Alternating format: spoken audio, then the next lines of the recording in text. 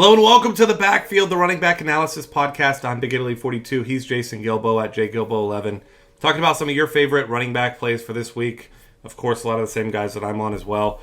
Starting off at the top, where the early season darling, I guess it is, Devonta Freeman, now off a bye week. Atlanta's offense looked unstoppable for about 3 or 4 weeks there, and then really struggled the last couple weeks before the bye. But Freeman now, though, as we know, he's still a nice high-volume guy. I think he only had like 2 rushing yards in his last game, but caught a touchdown pass. And, I mean, he's facing a Colts defense that is just not very good. So, take your pick. It's him and Tulio Jones, but you got to imagine both guys are going to get theirs because that's pretty much been the theme over the past month or so. Yeah, and you got to like Freeman just because he's so versatile. I mean, looking at him in the passing game, 48 receptions this season, which is why I really like him on DraftKings over Gurley.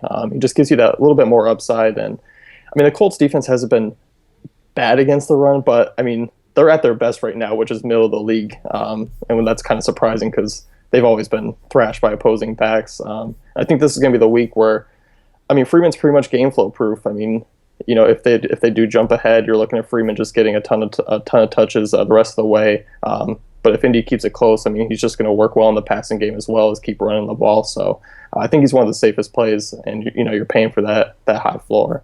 Yeah, and I mean, like we've said before, we're paying for that high floor. You hope for the ceiling, and hasn't really had the ceiling recently. But I mean, it's been.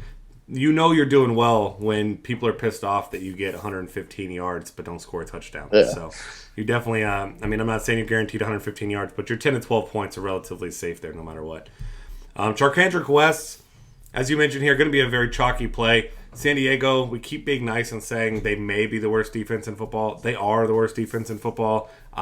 If you think differently, I'd love to hear your argument, not being arrogant about it. I mean, it just proved me wrong. I hope you can find someone worse so I can pick on them. But Charkandrick West, right away after Jamal Charles goes down, everyone says, let's go get Charkandrick West. And then he's awful that week, not very good the next week. Then he explodes. Now he's finally starting to get his rhythm. Doing some damage in the passing game as well. And getting a ton of touches. So this is a guy that's going to be cheap, has a great matchup. So that just means we're destined for him to fail like the last couple of his plays, right? Yeah. I mean, he's not playing Minnesota or Denver's defense, so you were probably not going to see 150 combined yards and a touchdown. It's probably just going to be exactly the opposite like it's been. But hopefully that's not the case. I mean, the guy's workload is just insane right now, 20-plus carries the last 3 weeks, and I think it's kind of a bit surprising with such a new back coming into not a new system, but just coming into the offense and playing that well. I mean, looking at last week, I mean, that was incredible against a tough Denver defense. So too cheap. The matchup's great. I mean, he's easily probably the top play of the weekend. Yeah, easily the best name, too. West, yes. That's too common. No one cares about that, but Charkandrick, still an awesome name. Value plays, Jonathan Stewart here. I mentioned here, he's not a sexy pick. He's a guy that gets the ball a ton. When Cam Newton isn't just barreling his way into the end zone, he gets some touchdowns as well. I mean, I saw last week I had Cam Newton. Newton hands it off. You see Jonathan Stewart run to the end zone. I'm saying, get stopped at the one. Stop at the one. Stop at the one. But, of course, he gets in, and he does every once in a while. And they're going to rely on him because it's not much of a passing attack. I mean, it's Cam Newton's cannon, Greg Olsen, and then a bunch of Big Ten rejects, essentially. So Jonathan Stewart's going to continue to get plenty of touches here. Yeah, I mean, you kind of like the workload, and this is more of a DraftKings play just because 4,400, it's worth the risk because, I mean, if he doesn't find the end zone, he's obviously not going to pay off his price tag on FanDuel, but DK, it's not going to hurt you too bad. Just 3.9 yards per carry this season, but, I mean, getting the ball 20-plus times, he works for those points, and 4,400, 80 to 90 yards and a possible touchdown. I think that's a decent fit for him this weekend because Washington, I mean, they've been trending downwards. I mean, they started off the season pretty decent at rushing defense, but now ranked 20th. So I think I'm gonna have a ton of exposure too, just because there's a lot of cheap plays this week. But DK, probably throw him into a lineup if I want to pay up elsewhere. Yeah, that makes a lot of sense. He's just been criminally underpriced all season, and like you said, you're paying for the floor there. But I mean, you're perfectly happy with that in your cash games. Latavius Murray. Next up, facing off against Detroit, and for everyone not named Aaron Rodgers, this has been a phenomenal matchup. And I mean, Rodgers still got his fantasy points, but just couldn't get it done. So Murray, though, like you mentioned here, almost 5 yards a carry. And early in the season, he was the workhorse. Kind of slowed down on his volume a little bit, mostly because Derek Carr was just so efficient there for a couple weeks.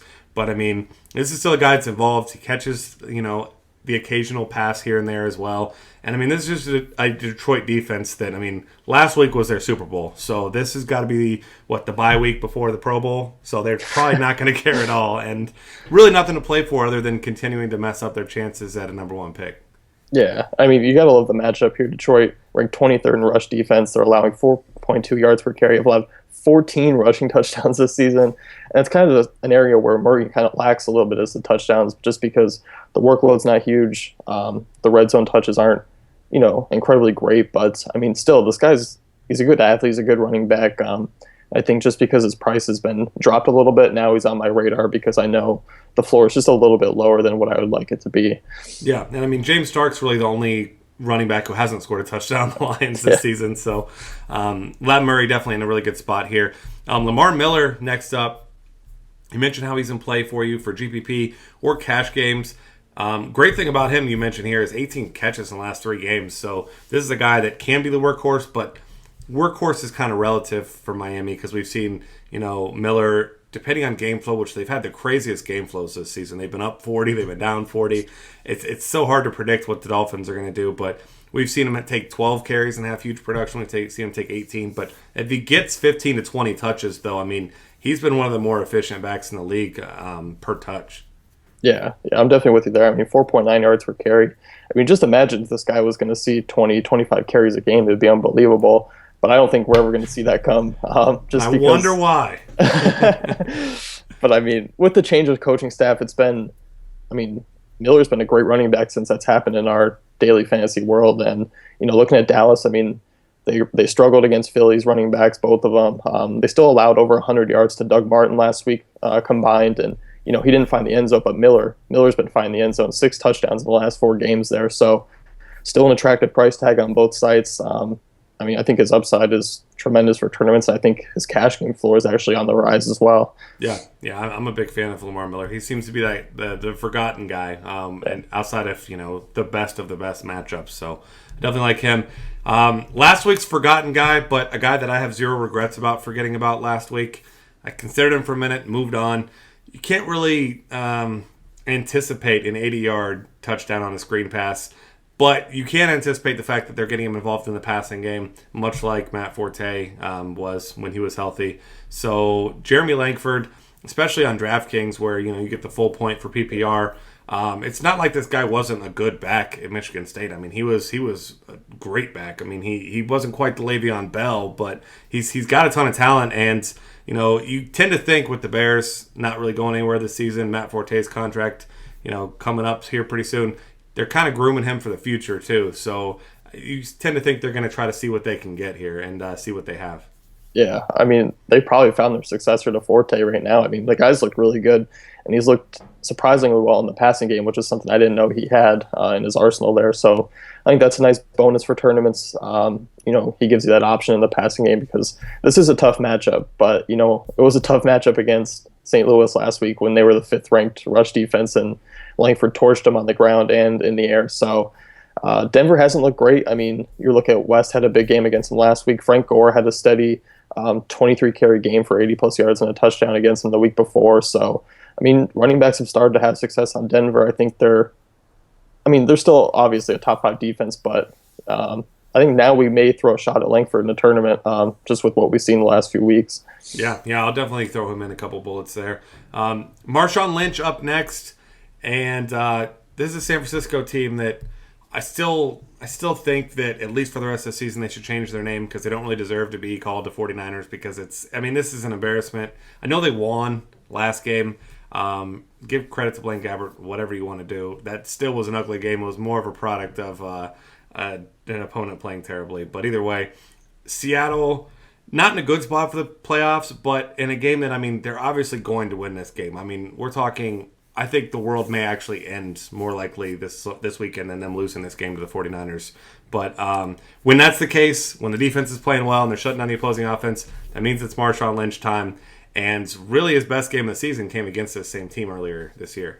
Yeah, and that's what I'm looking at here. I mean, I think Lynch is probably going to be overlooked unless people really dig deep. And I mentioned the BVP here, batter versus pitchers, because I mean Lynch has always torched San Francisco. He's even when they've had a top five defense. I mean, the guy's just he's loved this matchup. But over the last few years, 4.5 yards per carry in 11 games against him. He's rushed for over 1,000 yards and 7 touchdowns. And I mean, that was the case this season. I think you're going to see a similar workload to the game earlier against San Francisco at home. They're heavy favorites. San Francisco's rush defense is bottom 10 in the league. So, you got to like him here. I think just a tournament guy for me, though, just because, Seattle's been kind of unpredictable as far as managing games. So, yeah, it's a little scary. Yeah, absolutely. It's been Seattle hasn't been Seattle, but I guess you could say the 49ers have been less 49ers than the Seattle has been Seattle, if that makes any sense. But neither team looks like what they did last year. But 49ers, they're a bottom 3 team in the NFL right now.